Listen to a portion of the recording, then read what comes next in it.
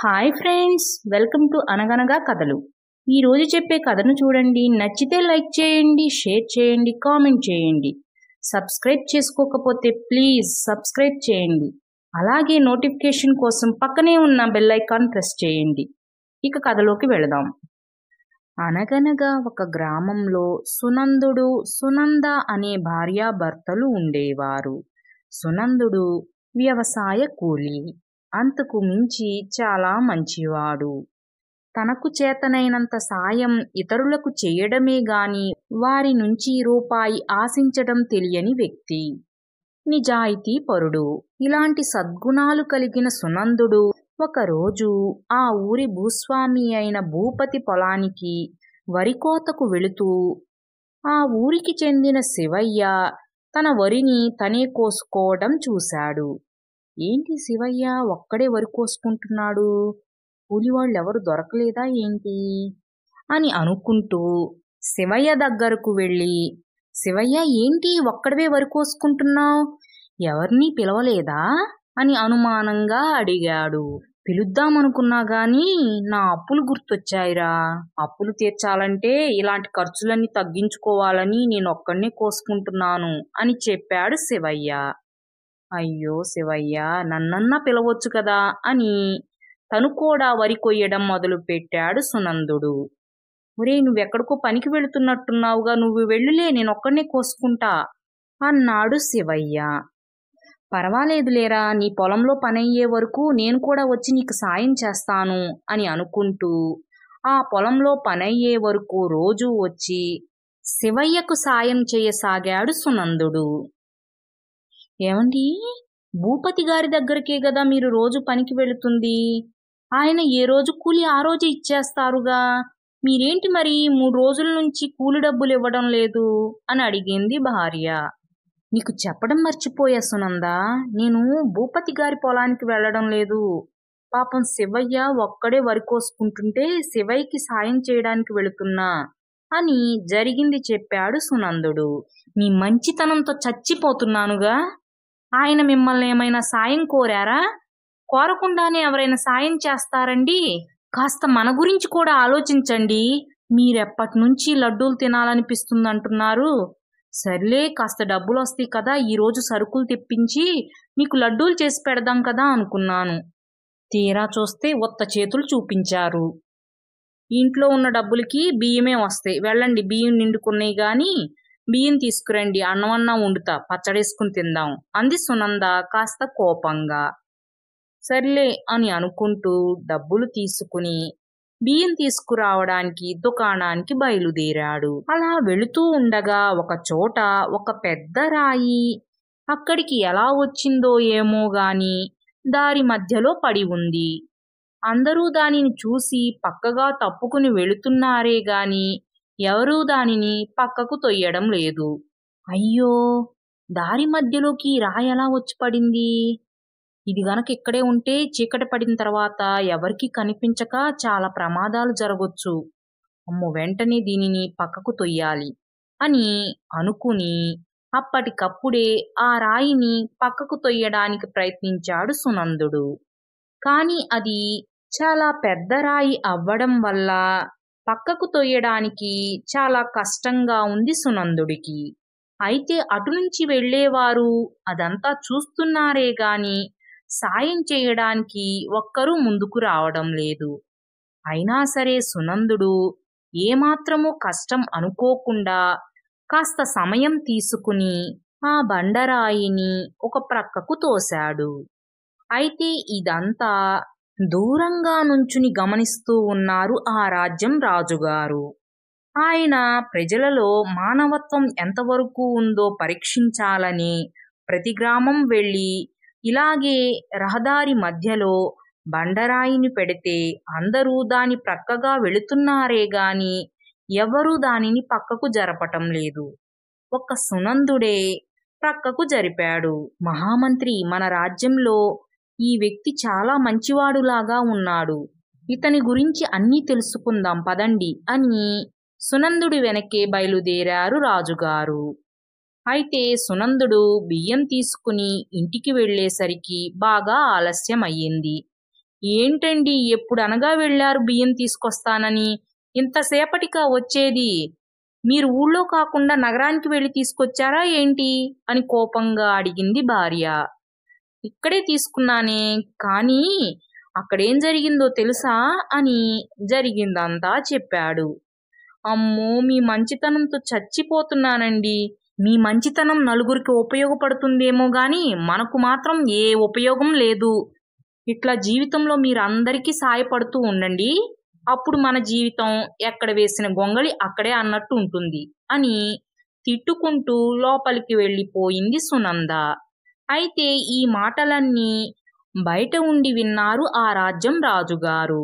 మహామంత్రి, ఈ సునందుడిని మన రాజ్యానికి రేపు పిలిపించండి అని ఆజ్ఞాపించారు రాజుగారు.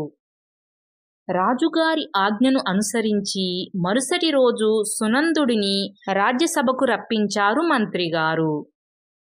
సునంద, నీ మంచితనాన్ని మేము కళ్ళారా చూశాం. నీలాంటి మంచివాడు ఈ రాజ్యానికి ఎంతైనా అవసరం. అందుకే నీ మంచితనాన్ని మెచ్చి నీకేదైనా కానుక ఇద్దామని అనుకుంటున్నాను. నీకేం కావాలో కోరుకో, అది ఇస్తాను అన్నారు మహారాజుగారు. మహారాజా, ఎవరో ఏదో ఇస్తారని చెప్పి నేను ఆ పని చెయ్యలేదు. నన్ను మన్నించండి, నాకు ఎలాంటి కానుకలు వద్దు అని తన నిర్ణయాన్ని చెప్పాడు సునందుడు. ఏ సునందా, నువ్వు అయితే ఇతరులకు సాయం చేస్తావు గాని మాలాంటి వారు ఇచ్చే కానుకలను మాత్రం స్వీకరించవా అని చిరుకోపం ప్రదర్శించారు మహారాజుగారు. మహారాజుగారికి నిజంగానే కోపం వచ్చిందని భయపడి, మహారాజా, నేను అలా అనలేదు, నన్ను మన్నించండి. నాకు పెద్ద కోరికలేమీ లేవు గాని ఎప్పటినుంచో లడ్డూ తినాలని అనిపిస్తుంది. నా భార్యను లడ్డూలు చెయ్యమంటే సరుకులు లేవు, వాటిని తీసుకువస్తే చేస్తానంటుంది. మీరు నాకు ఆ లడ్డూలు తయారు చేయడానికి కావలసిన సరుకులు ఇప్పించండి చాలు అని తన కోరికను కోరాడు సునందుడు. సునందుడి కోరిక విని మహారాజుగారు నవ్వేశారు. మహామంత్రి, ఆ లడ్డూలకు కావలసిన సరుకులేమిటో అతడికి ఇచ్చి పంపించండి అని ఆజ్ఞాపించారు. అలా రాజుగారు ఇచ్చిన బస్తా శనగపిండి, బస్తా పంచదార, ఒక డబ్బాడు నూనె, అలాగే జీడిపప్పు, నెయ్యి, ఇలా లడ్డూకి కావలసిన సరుకులను తీసుకుని ఇంటికి వచ్చాడు సునందుడు. భర్త తీసుకువచ్చిన వాటిని వింతగా చూస్తూ, ఏంటండి ఇన్ని సరుకులు తీసుకొచ్చారు అని ఆశ్చర్యంగా అడిగింది భార్య. దానికి జరిగిందంతా చెప్పాడు సునందుడు. అవ్వా, ఎవరన్నా కోరిక కోరుకోమంటే ఇవి కోరుకుంటారా? స్థలమో పొలమో పసిడో లేక పశువులో ఏదో ఒకటి కోరుకుంటారు గాని నీలాగా ఇలాంటి వింత కోరికైతే కోరుకోరండి. ఇన్ని రోజులు నువ్వు కష్టపడుతూ ఇతరులకు సాయం చేసినా నేనేమీ అనుకోలేదు గాని అదృష్ట దేవతే వచ్చి తలుపు తట్టినా కూడా మీరు తెరవలేదు చూడండి. ఇక మిమ్మల్ని చూస్తుంటే నాకొస్తుంది కోపం అని భర్త మీద కాసేపు అరిచి, ఇక ఇలా లాభం లేదండి, మీరు కోరి మరీ తీసుకొచ్చారుగా, ఇక చూడండి మీకు కావలసిన లడ్డూలు ఎలా చేసి పెడతాను అని అనుకుంటూ కోపంగా వంటగదిలోకి వెళ్ళి లడ్డూలు తయారు చేయటం మొదలుపెట్టింది.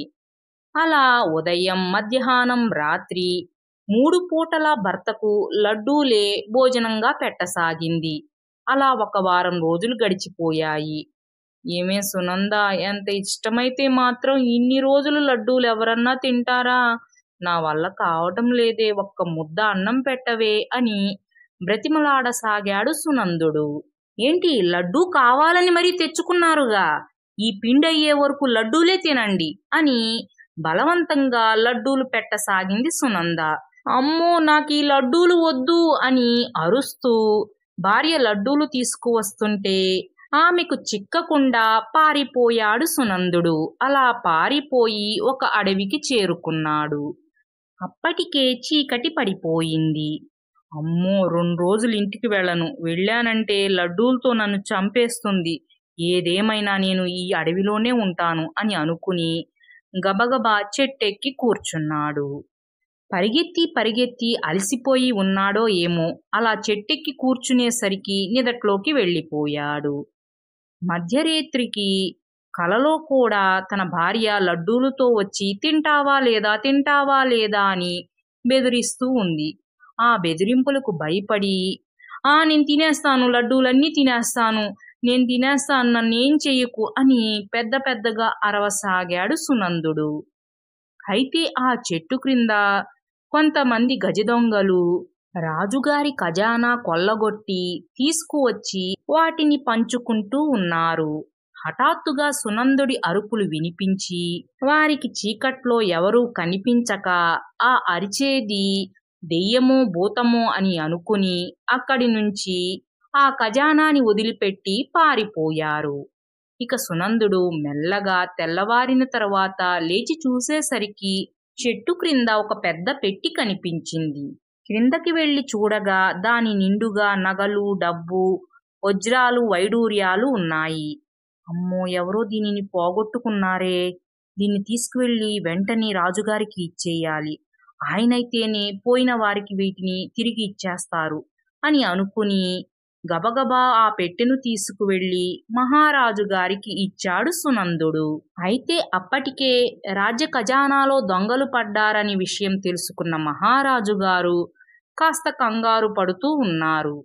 సునందుడు తీసుకువచ్చిన పెట్టెను చూసి, సునంద, మేం పోయిందనుకున్న మా సంపదని తిరిగి తీసుకువచ్చినందుకు నీకు చాలా ధన్యవాదాలు అని ఆనందంగా ధన్యవాదాలు తెలిపి, అసలు ఈ పెట్టె నీకు ఎక్కడ దొరికింది అని వివరాలు అడిగారు మహారాజు గారు. మహారాజు గారు అడిగేసరికి అబద్ధం చెప్పలేక నిజం చెప్పాడు సునందుడు. అది విన్న రాజుగారితో సహా సభలో ఉన్న వారందరూ పకపకా నవ్వేశారు. నీలాంటి మంచివాడు నలుగురికి ఉపయోగపడాలే గాని కష్టాల పాలవ్వకూడదు. నీకు నలుగురికి సాయం చేయటమే తెలుసుగాని ఇతరుల వద్ద నుంచి నువ్వు సాయం పొందటం తెలియదు. ఇక అందుకే ఈసారి నిన్ను నేనేమీ అడగను. నా ఇష్టపూర్వకంగా నీకు 25 ఎకరాల భూమి, పశువులు, వాహనాలు, అన్ని వసతులతో ఉన్న ఒక పెద్ద భవనము నీకు కానుకగా ఇస్తున్నాను. మహామంత్రి గారు వాటన్నిటినీ ఏర్పాటు చెయ్యండి అని ఆజ్ఞాపించారు మహారాజు గారు. అలా సునందుడు రాజుగారు ఇచ్చిన దానితో సుఖంగా ఉంటూనే తన వంతు సాయం మాత్రం ఇతరులకు చేయటం మానలేదు. ఫ్రెండ్స్, ఈ కథ మీకు కూడా నచ్చిందనే అనుకుంటున్నాను. Thanks for watching. మరో మంచి కథతో మళ్ళీ కలుద్దాం. అప్పటి వరకు సెలవు. Take care. బాయ్.